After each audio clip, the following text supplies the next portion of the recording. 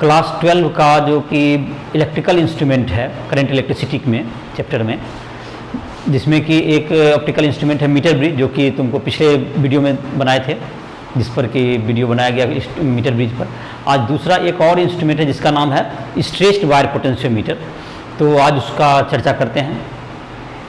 Stretched wire potentiometer इसके नाम से पता चल रहा होगा कि यह जो पोटेंशियोमीटर है, इसका मतलब हुआ कि यह तुमको किस काम में आएगा, पोटेंशियल को मेजर करने में काम आएगा। पोटेंशियल को इसके द्वारा मेजर किया जा सकता है, इसलिए इसका नाम क्या हो गया, पोटेंशियोमीटर। नाम से यही पता चल रहा है।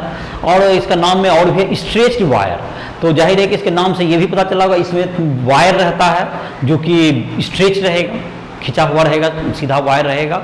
और इसका काम क्या होगा कि ये पोटेंशियल को मेजर करेगा। तो ये जो इलेक्ट्रिकल इंस्ट्रूमेंट जो कि पोटेंशियल को मेजर करे, पोटेंशियल डिफरेंस एक पॉइंट से दूसरा पॉइंट के बीच का मेजर कर दे, या इसके द्वारा तुम चाहो तो एक सेल का इलेक्ट्रोमोटिव फोर्स भी निकाल सकते हो। उसके टर्मिनल के क्रॉस में अगर करंट जा रहा है तो उस पोटेंशियल डिफरेंस भी मेजर कर सकते हो। इसके द्वारा उसका जो है इंटरनल रेसिस्टेंस भी पता किया जा सकता है सेल का। दो सेलों के इलेक्ट्रोमोटिव फोर्स में कंपैरिजन भी किया जा सकता है कि किसका रेशियो उसका क्या है। तो ये सब इसके यूज हैं। एक तो दो पॉइंट के बीच का पोटेंशियल डिफरेंस को मेजर करना, दूसरा होता है तुमको इसका किसी सेल का इंटरनल रेसिस्टेंस को ज्ञात करना। You have can find out the electrically resistance जो होगा तुम्हारा इलेक्ट्रिकल पोटेंशियल डिफरेंस या रेसिस्टेंस, इंटरनल रेसिस्टेंस या सेल के ईएमएफ में कंपैरिजन करना। तो ये सब इसके यूज हैं। तो पोटेंशियल डिफरेंस मेजर करने के लिए एक हम लोग के पास इंस्ट्रूमेंट होता है जिसका नाम है वोल्ट मीटर। वो छोटा होता है साइज में, लेकिन उसमें और इसमें अंतर यह है कि पोटेंशियोमीटर ज़्यादा एक्यूरेट मेजरमेंट कर सकता है, लेकिन इसका साइज बड़ा होता है। इसलिए अक्सर जो है घर वगैरह में देखते हैं कि वोल्ट मीटर का यूज करते हैं हम लोग पोटेंशियल डिफरेंस मेजर करने के लिए, लेकिन ज़्यादा एक्यूरेट मेजर करना हो तो उसके लिए पोटेंशियोमीटर का यूज करते हैं। तो अभी हम लोग इस वीडियो में पोटेंशियोमीटर के बारे में पढ़ेंगे, जो कि करंट इलेक्ट्रिसिटी चैप्टर जो तुम्हारा चैप्टर 3 है क्लास 12 में, उसमें ये इंस्ट्रूमेंट सबसे लास्ट टॉपिक में दिया हुआ है तुम्हारा। तो इसका एक सर्किट डायग्राम बनाते हैं जिससे कि समझने में तुम्हें मदद मिले। तो इसमें जो रहता है 5 से 10 मीटर का लंबा वायर होगा, जैसा कि मीटर ब्रिज में 1 मीटर का होता था, इसमें 5 से 10 मीटर का लंबा वायर लिया जाता है। तो अब 5 से 10 मीटर लंबा वायर अगर अकेले ऐसा लिया जाए तो इंस्ट्रूमेंट तो बहुत बड़ा हो जाएगा। तो उसको छोटा करने के लिए क्या करता है, एक एक मीटर का 5 बार उसको घुमा दो तो उसका छोटा हो जाएगा साइज, या 10 बार घुमा सकते हो। और मीटर स्केल भी लगा हुआ रहेगा, जिसके कारण हम लोग क्या कर सकते हैं, उसका कितना जगह पे जा रहा है उसको हम लोग पता भी कर सकते हैं, नाप भी सकते हैं। तो इसका मतलब कि 5 मीटर या 10 मीटर का वायर तो होगा, लेकिन वो एक एक मीटर के स्ट्रिप में बना हुआ घुमा हुआ रहता है। तो इस प्रकार से देख लेते हैं। तो यहाँ पर जो है, जो समझने के लिए डायग्राम में हम लोग क्या करते हैं कि एक ही वायर ले लेते हैं, 1 मीटर का ये वायर मान लेते हैं कि ये तुम्हारा मीटर ब्रिज में जैसे बनाए थे वायर, उसी तरह से ये भी वायर हो गया किसका, ये पोटेंशियोमीटर का वायर हो गया, जिसका की लेंथ यहाँ पे उसमें 1 मीटर होता था, इसमें 5 से 10 मीटर होगा, लेकिन एक एक मीटर के स्ट्रिप में बना हुआ रहता है। तो मीटर इसका और उसको इसका वैल्यू लेंथ ज्ञात करेंगे, यहाँ पे सेंटीमीटर मीटर स्केल रहता है। तो मीटर स्केल वगैरह को दिखाना जरूरी नहीं है फिगर में। और ये समझ लो कि 5 से या 10 मीटर का एक वायर इसी में ले लिए डायग्राम में। और इसको जो है तुमको इसका जो एक एंड है, वायर का एक एंड, जिसको कि नाम ए दे दो, एक एंड का नाम दे देते हैं ए, कैपिटल ए हो गया, और दूसरा एंड का नाम दे दो कैपिटल बी दे दो। वायर का एक एंड हो गया ए और दूसरा एंड हो गया तुम्हारा ये बी हो गया। यहाँ से एक कनेक्टिंग वायर निकाला और ये तुमको यहाँ से एक कनेक्टिंग वायर इस साइड से निकल गया। तो ये जो तुम्हारा है एक सेल ले लिए, एक तुम जिसका कि एक सेल का ही पहले मान लेते हैं कि 1 या 2 पॉइंट के बीच का तुम पोटेंशियल डिफरेंस निकालना चाहते हो। तो इस एक पॉइंट को, जैसे कि अगर इन पॉइंट और इस पॉइंट के बीच का पोटेंशियल डिफरेंस, या एक सेल ले लो जिसका कि इलेक्ट्रोमोटिव फोर्स हम क्या करना चाहते हैं, मान लेते हैं कि जानना चाहते हैं इलेक्ट्रोमोटिव फोर्स, जिसका कि इलेक्ट्रोमोटिव फोर्स और इंटरनल रेजिस्टेंस आर मान लो, इसका जाई हो गया इंटरनल इलेक्ट्रोमोटिव फोर्स, और ये मतलब कि इसका सिंबल दे दिया। और इसको हम लोग चाहते हैं इन दोनों पॉइंट के बीच का पोटेंशियल डिफरेंस ज्ञात करना। ये पॉइंट और ये पॉइंट के बीच का पोटेंशियल डिफरेंस हम लोग फाइंड आउट करना चाहते हैं। तो इसको जो है कनेक्ट कर दिए, इस वायर को, इसको यहाँ से कनेक्ट कर देंगे एक इंड से, और इसको एक इंड से इसका एक गैल्वेनोमीटर को जोड़ देते हैं। इसके दूसरे इंड से जो दूसरा पॉइंट है जिसका पोटेंशियल डिफरेंस आप मेजर करना चाहते हैं, जिन दोनों पॉइंट के, एक पॉइंट को तो एक इंड से जोड़ देंगे, और इसको जो है दूसरा इंड जो पॉइंट है इसको एक गैल्वेनोमीटर से जोड़ देंगे।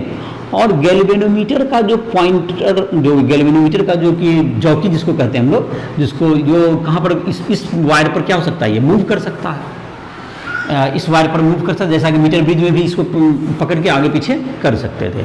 और यहाँ पर तो ये तुम्हारा हो गया, और इसमें एक सर्किट तुम्हारा इसको निकालने के, इधर का सर्किट का कनेक्शन हो गया।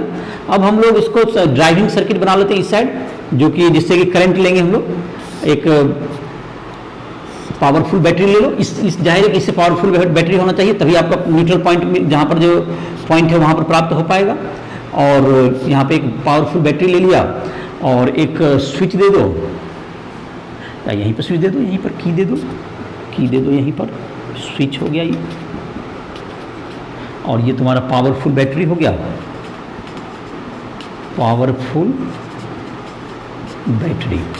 और इसको जो है तुम कनेक्ट कर दो किससे, एक वेरिएबल रेसिस्टर से, जिससे कि तुम पोटेंशियल डिफरेंस भी थोड़ा बहुत एडजस्ट क्या कर सकते हैं, इसका कर सकते हैं, यहाँ से लेकर के, और वायर से इसको क्या कर दो, कनेक्ट कर दो, एक वेरिएबल रेसिस्टेंस हो गया,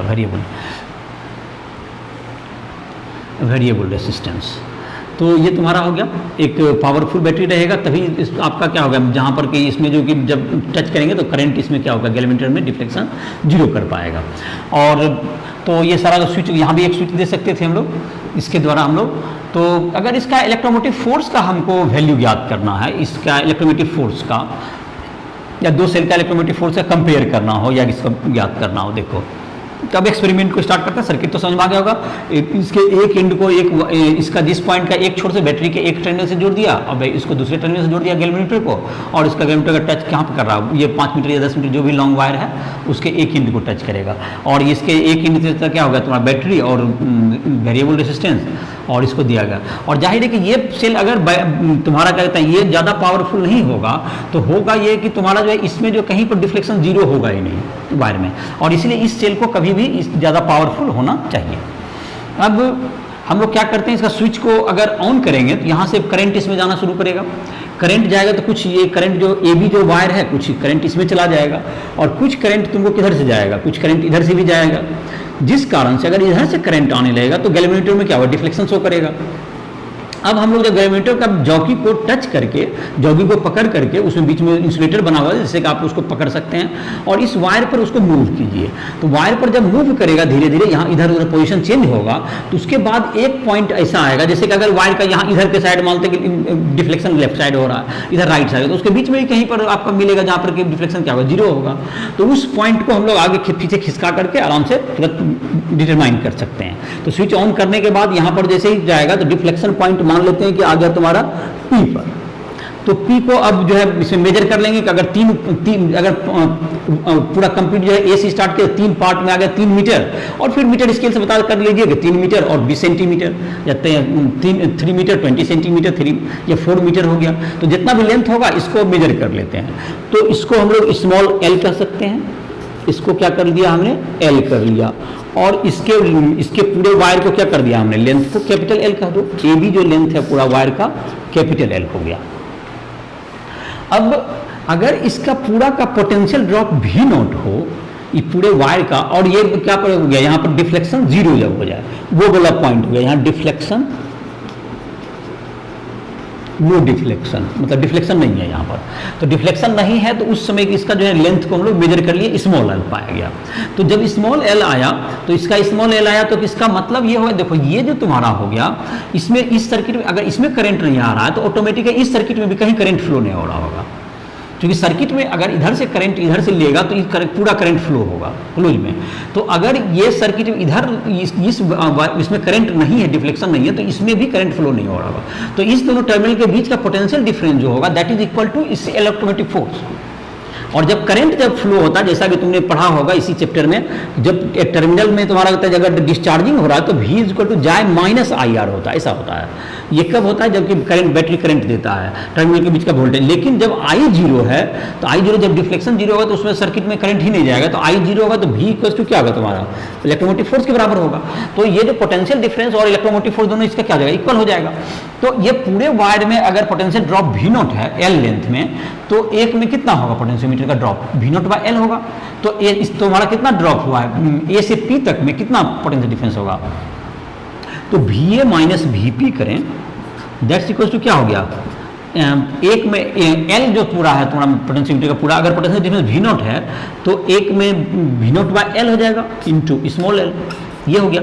और जाहिर है कि ए का जो पोटेंशियल डिफरेंस कहें, जो कि इस टर्म, ये तो उनको तो ये बहुत कनेक्टिंग वायर से, बहुत कम रेजिस्टेंस का कनेक्टिव वायर से जुड़ा हुआ है, तो इसका पॉइंट, इस पॉइंट का पोटेंशियल और इस पॉइंट का पोटेंशियल क्या होगा? सेम होगा।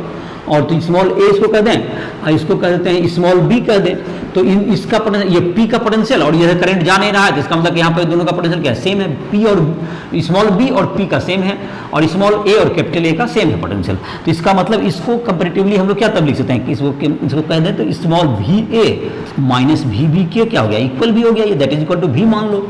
तो दैट्स इक्वल टू कितना हो गया? V0 by L into L. तो इसमें सिर्फ ये स्मॉल l को मेजर कर लीजिए, ये तो आपको पता ही है पोटेंशियोमीटर में जो भी 5 मीटर 10 मीटर जो भी लंबा वायर है, और V0 हो गया potential drop across the total, V0 is equal two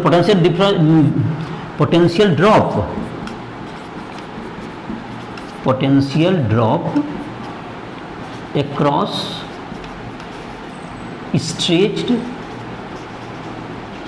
wire, potential drop across stretched wire. तो इसके क्रॉस में, स्ट्रेच्ड वायर के क्रॉस में पोटेंशियल ड्रॉप ये निकल गया तुम्हारा, और इस तरह से क्या होगा तुम्हारा? इसका वैल्यू आ जाएगा। अब अगर इसका जो है तुम्हारा, अगर दो सेल का ईएमएफ का कंपैरिजन करना है, तो अब क्या करेंगे? इस सेल को, एक सेल का तुमको निकाल लोगे तो ये इस तरह से इसका पोटेंशियल ड्रॉप क्या हो जाएगा? निकल जाएगा, ऐसा ईएमएफ निकल जाएगा सेल का। अब अगर दूसरा दो सेल का करना, तो पहले इस एक्सपेरिमेंट को पहला सेल लगा कर लेंगे, तो कुछ इसको जो यहाँ पे जो वैल्यू आएगा उसको हम लोग क्या कर लेंगे?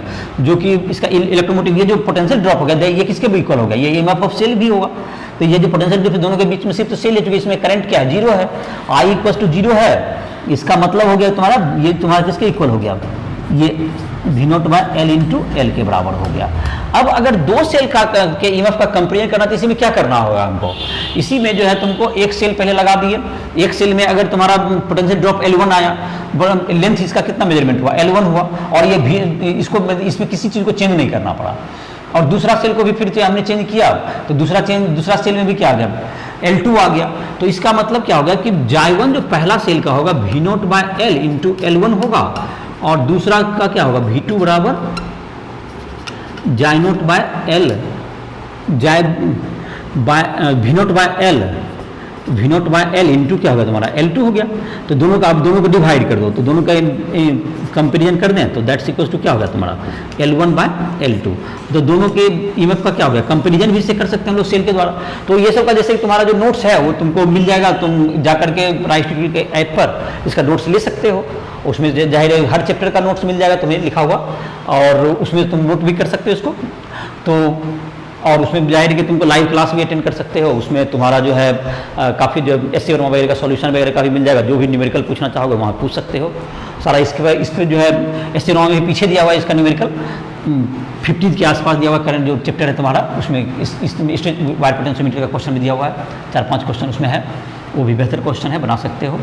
और इसको देखो, अब इसका जहाँ तक है, अब अगर हम लोग चाहेंगे, ये तो कंपैरिजन भी होगा तुम्हारा, इस दो का कंपैरिजन कर लिया, और अगर इसमें चाहेंगे इसका इंटरनल रेजिस्टेंस निकालें सेल का, तो उसके लिए क्या करना पड़ेगा? एक इसके पैरेलल में एक रेजिस्टेंस जोड़ना पड़ेगा। यहाँ पर जो है इसके एक पैरेलल में ये जो तुम्हारा एक रेजिस्टेंस है, इसी के क्रॉस में क्या जोड़ना पड़ेगा? ये तुम्हारा कंपैरिजन ऑफ टू सेल्स के लिए ये हो गया।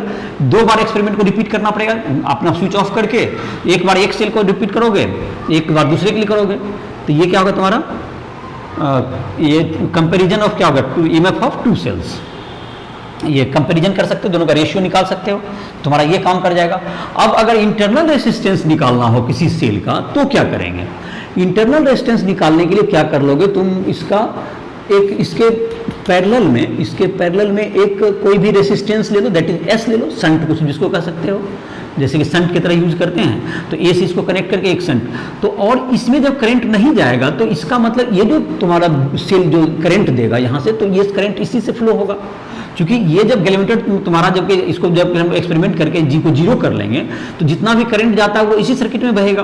तो तुम्हारा जो पोटेंशियल डिफरेंस आएगा इस स्थिति में V इक्वल्स टू क्या आ जाएगा तुम्हारा, जाय माइनस आई आर आएगा।